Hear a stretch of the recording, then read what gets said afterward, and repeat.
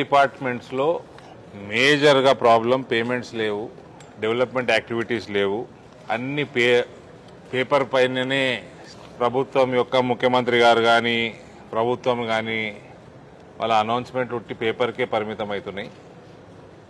Like ఈ మధ్య అతి వర్షాలకి, అకాల వర్షాలకి డ్యామేజ్ అయిన క్రాపు, రైతులు ఇబ్బందులు పడ్డరు, నష్టపోయినరు. వాళ్ళందరికీ కూడా ఏప్రిల్లో అన్సీజనల్ రెయిన్స్కి చాలా డ్యామేజ్ అయింది. 9 కోట్ల రూపాయలు, సుమారు 25,000 రూపాయలు హెక్టార్కి అనౌన్స్మెంట్ ఏప్రిల్లో వచ్చింది. 9 కోట్ల రూపాయలు జిల్లాకి శాంక్షన్ అయింది. ఇది జియో ఏప్రిల్లో వెళ్ళింది, ఇయ్యేలటి వరకు రూపాయి ఇవ్వలేదు. ఆవాస్ యోజనలో 7,000 పైచిలకు ఇళ్ళు, అర్బన్ రూరల్ 7,000 రూరల్, 1,000 పైన అర్బను, 8,000 పైచిలకు ఇళ్ళు కడితే బాన్స్వాడకి సంబంధించిన 5 మండలాలకి 3,000 పైచిలకు ఇళ్ళు అక్కడ కట్టడం జరిగింది. మిగిలిన జిల్లా మొత్తం 5 మండలాలకు 3,000, మిగిలిన జిల్లా మొత్తం 5,000 కట్టడం జరిగింది. అందులో అర్బన్కి సంబంధించి 1,150 ఇండ్లు సుమారు అలొకేషన్ కాలేదు. అది ఇప్పట్లో అయ్యే లక్షణాలు కూడా కనబడతలేవు. ఇక మిగిలిన రూరల్లో మోర్ దెన్ 50% అలొకేషన్ కాలేదు.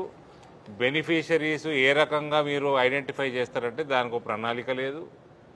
టోటల్గా పొలిటికల్ ఇన్వాల్వ్మెంట్ ఉన్నది. కాబట్టి ఈ ఎలక్షన్ల లోపల అలొకేషన్ అవుతుందన్న కూడా డౌట్, నమ్మకం నాకు లేదు. కొత్త ఫండ్స్ ఏమన్నా వచ్చినాయి, కొత్త కడతారా, ఇంకా ఫర్దర్గా ఆవాస్ యోజన డబుల్ బెడ్రూమ్ ఇల్లు కడతారా అంటే దానికి కూడా ఎటువంటి ఆన్సర్ లేదు, ఫండ్స్ లేవు. అది ఈ లెక్క ప్రకారం హౌసింగ్లో ఇంకా ఫర్దర్గా టీఆర్ఎస్ ప్రభుత్వం ఇల్లు కడతదంటే కట్టదు అన్న జవాబే వస్తున్నది. గృహలక్ష్మి ఖాళీ ప్లాట్ ఉంటే 5 లక్షల రూపాయలు కేటాయించడం, ఈ స్కీము 2018లో కేసీఆర్ గారు చేసిన ప్రామిసు, దానికి సంబంధించిన జియో పోయిన నెల తీయడం జరిగింది. 4.5 సంవత్సరాల వ్యవధి అయిపోయినాక దానికి కూడా స్పష్టమైన గైడ్ లైన్స్ కనబడతలేవు. బెనిఫిషరీస్ ఎట్లా తీస్తారు అంటే దానికి జవాబు ఆఫీసర్లు ఇవ్వటము. ఇంతకుముందు ఏమైనా ఇల్లు వచ్చింటే ఇవ్వమని, గత 9 ఏళ్లలో ఎవరికి ఇల్లు ఇవ్వలేదు, ఓళ్ళకి ప్లాట్ ఇవ్వలేదు. కాబట్టి అప్లై చేసిన వాళ్ళందరూ కూడా ఎలిజిబులే నా లెక్క ప్రకారం. దానికి గృహలక్ష్మికి 2023-24లో కానీ 22-23లో కానీ ఆర్థిక సంవత్సరాలలో నయా పైసా అలొకేషన్ కూడా లేదు. ఇది జస్ట్ ఎన్నికల స్టంట్. మొన్న తీసుకున్న అప్లికేషన్ ఫండు లేదు, గైడ్ లైన్ లేదు. వాళ్ళు ఏ రకంగా అలొకేషన్ చేస్తారో వాళ్ళే అయోమయంలో ఉన్నారు ఆఫీసర్లు. దానికి ఎట్లా చేస్తారు, ఐడెంటిఫై చేస్తారంటే పోయిన 5 సంవత్సరాలలో ఎవరికైనా ప్లాట్ ఇచ్చుంటే ఇయ్యము అన్నాడు. అసలు ఈ ప్రభుత్వం 9 ఏళ్ళైంది వచ్చి ఎవరికైనా ప్లాట్ ఇచ్చిందని అడిగిన, ఇంటి ప్లాట్ ఇవ్వలేదు, పొలం ఇవ్వలేదు. ఇల్లు ఎవరికైనా ఇచ్చిండ్రా అంటే అది ఇవ్వలేదు. కాబట్టి అప్లై బీపీఎల్లో ఉన్న అందరు కూడా ఎలిజిబులే. సరే, అందరికి ఏమైనా వస్తుందా అంటే నయా పైసా బడ్జెట్లో అలొకేషన్ గృహలక్ష్మికి చేయలేదు. మరి ఏ లెక్కతోటి వీళ్ళు అప్లికేషన్లు తీసుకుంటున్నారు? ప్రతి సంవత్సరం బడ్జెట్ స్పీచ్లలో గృహలక్ష్మికి బడ్జెట్ పెడుతున్నామో అంటున్నారు కానీ పేపర్ మీద పెడతలేరు.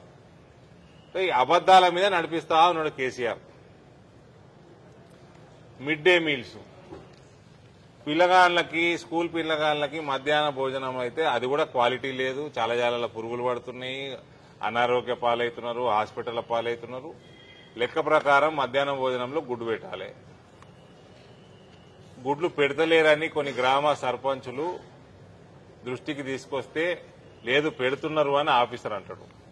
ఆఫీసర్ని అడిగినాం, మరి ఎందుకు ఈ గ్రామంలో పెడతలేరంటే ఏజెన్సీ వాడు బంద్ చేసిండు అన్నాడు. ఏజెన్సీ వాడు నోటీస్ ఇచ్చిండు అన్నాడు. సర్పంచ్ గారు చెప్పిన ఏడీసీ మన ఏజెన్సీ వాళ్ళు నోటీస్ ఇచ్చిందని. నేను అన్న ఏజెన్సీ ఎన్ని స్కూల్ ఆ ఏజెన్సీ కింద ఉన్నది అంటే 400 స్కూల్ అన్నారు.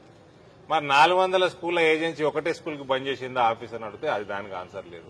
అంటే ఈ లెక్క ప్రకారం జిల్లాలో గుడ్లు పెడతలేరని స్పష్టమైపోయింది. కానీ ఆఫీసర్లు అబద్దాలు చెప్తున్నారు, ఎమ్మెల్యేల ప్రెషర్లను, మంత్రి ప్రెషర్లను. సో ఈ రకంగా అడ్మినిస్ట్రేషన్ ఉంటే గ్రామ పంచాయతీ వ్యవస్థ మొత్తం నాశనం చేసేస్తున్నారు. ఎమ్మెల్యే ఇంట్లో కూర్చొని ఎవరికి ఏ గ్రామానికి ఏం ఫండ్ ఇవ్వాలని దానికి ఇచ్చేసుకొని కమిషన్లు మాట్లాడేసుకొని ఆ పని కాగానే ఆ గ్రామ పంచాయతీ రెజల్యూషన్ తెప్పించుకుంటున్నాడు.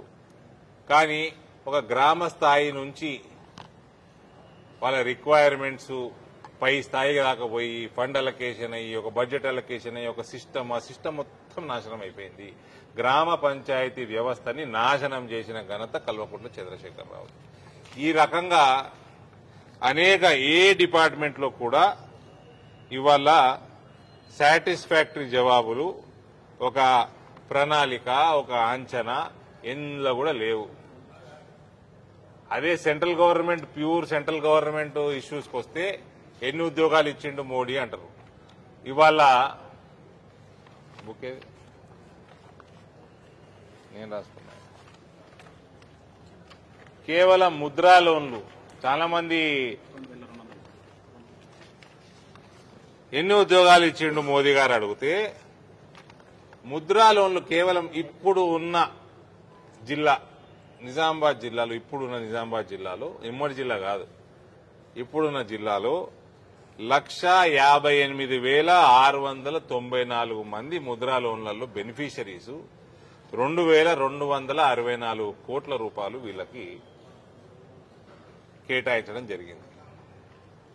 అంటే దాదాపు 1,60,000 మంది నిజామాబాద్ జిల్లా మన పార్లమెంట్లోనే ఈ లెక్క ప్రకారం 2,20,000 నుంచి 2,30,000 స్వయం ఉపాధి కోసం రుణాలు కేంద్రం ఇవ్వడం జరిగింది. సుమారు 3,000 కోట్ల పైచిలుకు బడ్జెట్ తోటి. So this should all be considered as employment. రాష్ట్రం ఏమైనా చేసిందా? ఏమీ చేయలేదు. స్వనిధి కింద 1,000 మంది స్ట్రీట్ వెండర్స్ కి 10,000, దాని తర్వాత 25,000, మళ్ళీ ఆ రుణం కూడా తీర్చేస్తే 50,000. ఈ రకంగా ఒక సైంటిఫిక్ అప్రోచ్ కేంద్రం నుంచి, మోదీ గారి ప్రభుత్వం నుంచి కింది స్థాయి వరకు వస్తున్నది. కానీ మన రాష్ట్రం, మన దురదృష్టం, ఇక్కడ అన్ని సిస్టమ్స్ ని కొలాబ్ చేస్తున్నారు. గ్రామ పంచాయతీ వ్యవస్థల్ని కొలాబ్ చేస్తున్నారు. విద్య, వైద్యం, గ్రామ పంచాయతీ, ఈజీఎస్ కింద డబ్బులు పనులు చేసుకోమంటున్నారు. సర్పంచులు అప్పులు చేసుకుని వస్తున్నారు, వీళ్ళు పేమెంట్లు ఇస్తలేరు. అన్ని వ్యవస్థలు నాశనం చేసిన ఘనత కేసీఆర్ది. కాబట్టి ప్రజలు ఆలోచన చేసుకోవాలా. ఇప్పుడు మేము అపోజిషన్ పార్టీలు వాళ్ళ మీద దుమ్మెత్తిపోయటము, వాళ్ళు ఏదో దానికి ఆన్సర్ అబద్దాలు చెప్పటము, ఈ అన్నిటి సమయం అయిపోయింది. వ్యవస్థల్ని నాశనం చేస్తున్నారు వీళ్ళు. కాబట్టి చేతులు జోడించి రిక్వెస్ట్ చేసేది, భారతీయ రాష్ట్ర సమితి కేసీఆర్ది ఏదైతే పార్టీ ఉన్నదో దాన్ని దయచేసి ఓడించండి. మీ గ్రామ పంచాయతీ కాడికెళ్లి మీ గ్రామస్తులు, మీ భవిష్యత్తు, మీ పిల్లల భవిష్యత్తు, విద్య, వైద్యం, ఆరోగ్యం, వ్యవసాయం, అన్ని డిపార్ట్మెంట్లు నాశనం అవుతున్నాయి. మీ భవిష్యత్తు, మీరు తరాలని కాపాడుకునే బాధ్యత ఓటర్ మీదనే ఉంది. రానున్న ఎన్నికల్లో బీఆర్ఎస్ పార్టీని ఓడించట్టి ఒక రెస్పాన్సిబుల్ గా, బాధ్యతగా నడిపించే ప్రభుత్వాలు నడిపించే పార్టీలను ఎన్నుకోండి. Thank you. మైనార్టీల సంక్షేమానికి కోట్లాది రూపాయలు ఇస్తారని అధికారులే చెప్తున్నారు. సో ఎక్కడ కూడా అట్లాంటి మైనారిటీలకి మొన్న నేను పోయి వాళ్ళ ఏరియాలో కూడా నేను మీడియా సమావేశం పెట్టినాను. వాళ్ళని కూడా రిక్వెస్ట్ చేస్తున్నాను. మాకేం హిందూ ముస్లిం, హిందువులకు వేస్తాం, ముస్లింలకు ఏమని ఏం లేదు. మాకు మీరు పిల్లలు చదువుతున్న మీ ప్రత్యేకంగా బాలికలు, ఆ మైనారిటీ అమ్మాయిలు చదువుతున్న పాఠశాలలు, వాళ్ళ హాస్టళ్లు టోటల్ గా 100% సెంట్రల్ ఫండింగ్. వాళ్ళ మీద దృష్టి మోడీ గారికి ఉంది. మైనారిటీ ఎడ్యుకేషన్ కి సంబంధించి అన్ని రకాలుగా boys, girls, schools, administrative buildings, hostels అన్ని చూసుకుంటే కనీసం 75% మోడీ గారి ప్రభుత్వం నుంచి వస్తున్నది.